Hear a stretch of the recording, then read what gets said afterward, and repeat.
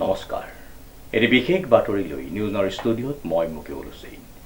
যোৰহাট টাউনৰ মাজমজিয়াৰ truck stand আৰু সেই এলেকাৰ ব্যৱসায়িক গুদামসমূহ স্থানান্তৰ হ'বনে? নিউজৰ এক বিশেষ প্ৰতিবেদন। যোৰহাট টাউনৰ মাজমজিয়াৰ ট্ৰাক ষ্টেণ্ডত যান বাহনৰ সমস্যাটো সমাধানৰ বাবে কি ধৰণৰ ব্যৱস্থা গ্ৰহণ কৰা হৈছে? কেতিয়া স্থানান্তৰ হ'ব যোৰহাট নগৰৰ ট্ৰাক ষ্টেণ্ড আৰু সেই এলেকাৰ ব্যৱসায়িক গুদামসমূহ?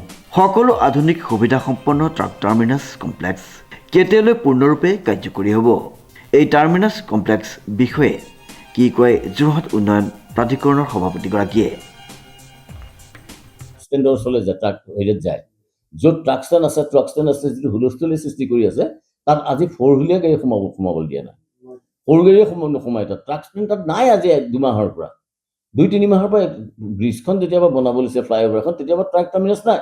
আৰু তাৰ পৰা গুদাম যেতিয়া এটা ছাৰ্ভিচ ৰোড হ'ব দুফালে দুটা, সেইকেইটা খুব বহল ৰাস্তা নহয়, তাত ট্ৰাক ৰখোৱাৰ কোনো সুবিধা নাই। গতিকে তাত লোডিং আনলোডিঙৰ কোনো পচিবিলিটি সম্ভাৱনা নাথাকে তাত। গতিকে সেই শংকাটো কৰিব নালাগে। আৰু গতিকে অট'মেটিকেলি গুদামখিনি ইয়াত বনাবলৈ আগ্ৰহ কৰি ব্যৱসায়ীসকল আহিছে। আৰু ব্যৱসায়ীসকলৰ লগত আমাৰ হোৱাটছআপ গ্ৰুপ আছে, হোৱাটছআপ গ্ৰুপত ডিছকাশ্যন কৰোঁ, আমি ভাৰ্চুৱেল মিট কৰোঁ। জিলা আয়ুক্তও তেওঁলোকৰ লগত বহিছে। আৰু খালি মই এটা আক্ষেপেৰে কওঁ যে এজন বিধায়কক এই ক্ষেত্ৰত টানি আনিলে নহ'ব। মাননীয় বিধায়ক হিতেন্দ্ৰনাথ গোস্বামীদেৱক অকল টানি আনিলে নহ'ব। আমাৰ বৰ্ডখন হৈছে যে মই চেয়াৰমেন, জিলা আয়ুক্ত ভাইচ চেয়াৰমেন, 4টা সমষ্টি আমাৰ অধীনত আছে। আমাৰ সমষ্টি এৰিয়াৰ পৰা 4টা সমষ্টিৰ বিধায়কসকল আমাৰ বৰ্ডৰ সদস্য। এজন বিধায়কক টানি অনাটো মই ভাবোঁ ক'ৰবাত নহয় ক'ৰবাত ৰাজনৈতিকেই হওক, ব্যক্তিগতই হওক, উদ্দেশ্য প্ৰণোদিত বুলি মই ভাবোঁ। নিগেটিভ নিউজে বেয়া প্ৰভাৱ পেলায়, যিটো যোগাত্মক দিশত হ'বলৈ গৈ আছে, যোৰহাটীয়া ৰাইজে দেখিছে। আৰু এইটো ক্ষেত্ৰত মই ভাবোঁ যে মোক টানি অনা, বিধায়কক টানি অনা, এইটো ডেফিনেটলি ৰাজনৈতিক উদ্দেশ্য প্ৰণোদিত বা ব্যক্তিগত কিবা যদি আক্ৰোশ আছে আমি নাজানো। শেষলৈ ই সম্পূৰ্ণ হৈ উঠিব। আৰু ইয়াত কম বেছি পৰিমাণে সুবিধাখিনি কি ক'ব ইয়াত যোনসমূহ আছে? আজি এজনে তেওঁ আহিছে গুদামটো বনাবলৈ আৰম্ভ কৰিব কৈছে। তেওঁ কৈছে মোক ইলেক্ট্ৰিক লাইনটো লাগে। আমি এখন NOC লিখি দিওঁ, উইদিন 3 days তেওঁলোকৰ ইলেক্ট্ৰিক কানেকশ্যন হৈ যায়। আমি APDCৰ লগতো তেনেকৈ কথা পাতিছোঁ যে আমাৰ ইয়াৰ পৰা যিটো যাব উইদিন 3 days যাতে তেওঁলোকক সেইটো কৰি দিয়ে। আৰু তেওঁলোকে ইয়াত ডৰ্মিটৰী আছে, ট্ৰাকৰ ড্ৰাইভাৰ হেণ্ডিমেন লোড আনলোড কৰি যদি অকণ ৰেষ্ট ল'ব খোজে, ডৰ্মিটৰী আছে, ৰেষ্ট ল'ব তেওঁলোকে, সেইটো ফ্ৰী অফ কষ্ট। আৰু এতিয়া ইয়াত তেওঁলোকৰ আচলতে ইয়াত কি হয়, লোডিং আনলোডিং হ'ব, ইয়াত আৰু ষ্টে নকৰে তেওঁলোকে। তাৰমানে তাতকৈ ইয়াত সুবিধাখিনি আৰু আটাইতকৈ ডাঙৰ কথা মই আপোনাক কৈছোঁ, ইয়াত গৈ আছে হ'বল আপুনি পানী টেংকিৰ কাষতে দেখিব উজনি অসমৰ ভিতৰত এটা ডাঙৰ খুব ভাল ক'ল্ড ষ্ট'ৰেজ হ'বলৈ গৈ আছে। সেইটো ক'ল্ড ষ্ট'ৰেজ হ'ব। সেইটো তাত ধৰক মানে এই যিবিলাক আমাৰ আলু পিঁয়াজটো ফল মূলটো থাকিবই, কিন্তু তাৰ লগে লগে ধৰক আমুল কোম্পেনীয়ে তেওঁলোকৰ বস্তু চব ইয়ালৈ আনে, ক'ল্ড ষ্ট'ৰেজত থৈ পেলাই তেওঁলোকে ইয়াৰ পৰা ডিষ্ট্ৰিবিউশ্যন কৰে, নেচলে ইয়াৰ পৰা ডিষ্ট্ৰিবিউশ্যন কৰে, বা আমাৰ গুৱাহাটীত যিটো আছে পূৰবী ডায়েৰী, তেওঁলোকে বস্তু আনি ইয়াত হেৰি কৰে, ক'ল্ড ষ্ট'ৰেজত ৰাখি ইয়াৰ পৰা ডিষ্ট্ৰিবিউশ্যন কৰিব। উল্লেখযোগ্য যে বৰ্তমান সময়ত যোৰহাটত বিভিন্ন উন্নয়নমূলক কামসমূহ দ্ৰুতগতিত চলি আছে। এই চলিত বছৰতেই শিশুসকলৰ বাবে 2খনকৈ নতুন শিশু উদ্যান মুকলি কৰা হয়। যোৰহাট উন্নয়ন প্ৰাধিকৰণে নগৰৰ বিকাশৰ গতিমাত্ৰা প্ৰদান কৰিছে। এই উন্নয়নৰ সমান্তৰালভাৱেই যোৰহাট নগৰৰ এক দীৰ্ঘদিনীয়া আৰু বৃহৎ সমস্যা হৈছে যান-জঁট সমস্যা। বিশেষকৈ যোৰহাট টাউনৰ মাজমজিয়াৰ ট্ৰাক ষ্টেণ্ডত পুৱাৰে পৰা নিশালৈকে অব্যাহত থাকে যান-জঁট। এই যান-জঁটে নাগৰিকসকলক দীৰ্ঘদিন ধৰি অসুবিধাত পেলাইছে। এই সমস্যাৰ স্থায়ী সমাধানৰ লক্ষ্য যোৰহাট কেন্দ্ৰগুৰি আইলামুখীয়া গাঁৱত অত্যাধুনিক সুবিধাসম্পন্ন এক বৃহৎ ট্ৰাক টাৰ্মিনাছ কমপ্লেক্স নিৰ্মাণৰ কাম জোৰদাৰভাৱে চলি আছে। পথ পাৰ্কিং ব্যৱস্থা, গুদামঘৰ, লোড আনলোড, এক সুবিশাল ব্যৱস্থা, CCTV, বিশ্ৰামগাৰ আদি সকলো সুবিধাযুক্তভাৱে এই কমপ্লেক্সটি সাজু কৰি উলিওৱা হৈছে। এই কথাখিনিৰ উত্তৰটো দিবলৈ যাওঁতে মই কেইবছৰমান পিছুৱাই যাব লাগিব।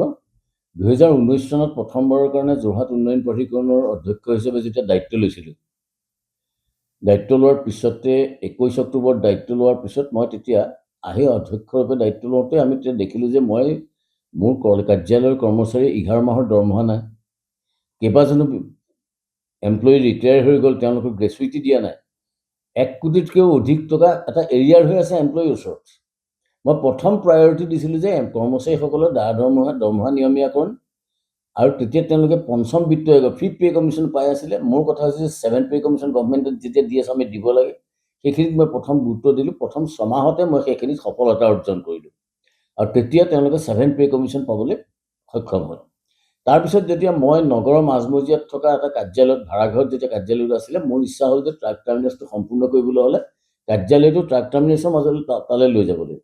আৰু ইয়ালৈ মই কাৰ্যালয় লৈ আহিছিলোঁ এই ভূমিলেখ আৰু এই গৃহত আমি য'ত বহি আছোঁ। আহোঁতে তেতিয়া স্থানীয় ভূমিদাতাসকল, যিখিনি মাটি ইয়াত একুৱায়াৰ কৰিছিলে, তেওঁলোকে আন্দোলন কৰিছিলে যে আপুনি কাৰ্যালয় ইয়াত ল'ব নোৱাৰে, কাৰণ আমাক ভূমি মূল্য দিবলৈ আছে। মই তেতিয়া তেওঁলোকক সন্মতিত কৰাইছিলোঁ যে মই সকাহ দি পেলাই কৈছিলোঁ যে মই আপোনালোকক পইচা দিবৰ কাৰণেহে ইয়ালৈ আহিছোঁ। আৰু এই প্ৰজেক্টটো 2008 চনৰ 31 ডিচেম্বৰৰ দিনাখন গভৰ্ণমেণ্টে মাটিখিনি 79 বিঘা মাটি একুৱায়াৰ কৰিছিলে।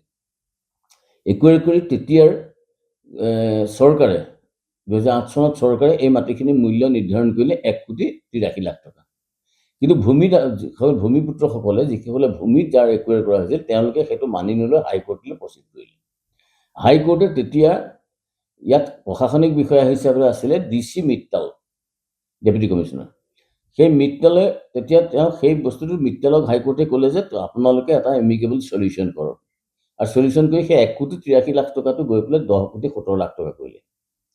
10,17,00,000 টকাৰ এটা বোজা আমাৰ ওপৰত থাকিল ট্ৰাক টাৰ্মিনাছটো কৰিবলৈ হ'লে। কিন্তু তেনেকুৱাতে কা আন্দোলন, কোভিড মহামাৰী পৰিস্থিতিৰ কাৰণে আমি বহুত দূৰ পিছুৱাই যাবলগীয়া হ'ল, আৰু 2022 চনৰ মানৰ পৰাহে আমি প্ৰেক্টিকেলি কাম আৰম্ভ কৰিব পাৰিলোঁ।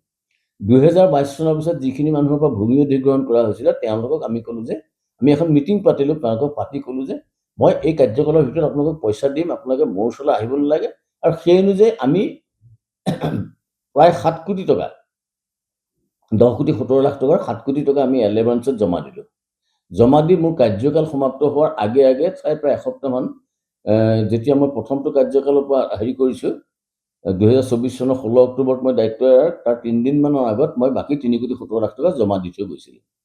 জমা দিয়াৰ পিছতে তেতিয়া কি হ'ল, তেতিয়া কথাটো হ'ল যে পইচাটো জমা দিয়াৰ পিছতহে মিউটেশ্যন হয়। মিউটেশ্যন আমালৈ মাটিখিনি আমাৰ নামলৈ, আমি আহিলেহে যিসকলে ভূমি লৈছে গুদামৰ কাৰণে, তেওঁলোকক আমি ৰেজিষ্ট্ৰেশ্যন কৰি দিব পাৰোঁ। আৰু যিহেতু এতিয়া মিউটেশ্যনটো হৈ গৈছে, যোৱা সপ্তাহত গুৱাহাটীৰ পৰা ডিষ্ট্ৰিক্ট ছেক্ৰেটেৰীৰ পৰা সেই মিউটেশ্যনৰ প্ৰচেছটো ক্লিয়াৰ কৰি পঠিয়াই দিছে। এতিয়া চাৰ্কুল অফিচত নেক্সট উইকত এইখিনি হৈ যাব। কিন্তু মিউটেশ্যন হোৱাৰ আগতে আপোনালোকে ইতিমধ্যে কোনোবা বাতৰি কাকতত প্ৰকাশ হোৱাৰ দৰে ট্ৰাক টাৰ্মিনাছটো হৈ নুঠিব।